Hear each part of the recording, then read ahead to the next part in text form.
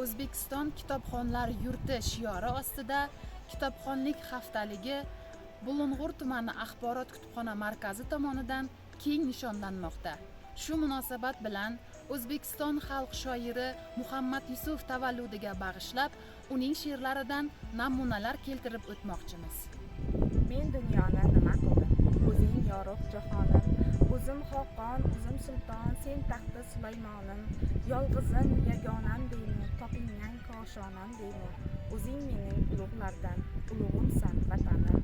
Shodon kunim gul otgan sen, chechak otib izimga, nolon kunim yupatgan sen, yuzing bosib yuzimga, singlim deyman, onam deyman, ham dardu ham xonam deyman.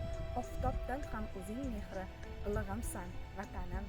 Maylida kimgadir yoqsak yoqmasak, ularga qo'shilib yig'lasharmidik? Biz baxtli bo'lamiz, Xudo xohlasa, Xudo xohlamasa uchrasharmidik? Rayhon hidlaringni yo'llarimga sep, kut meni har sahar ko'kka oy chiqqach, faqat yig'lamagin aybim nima deb, aybing seni onang chiroyli tuqqan. Menga bir tabassum hadya et ey yor, nur tomsin lablaring sohillaridan. O'zing ayt senday qiz yana qayda bor, kipriklari uzun kokillaridan.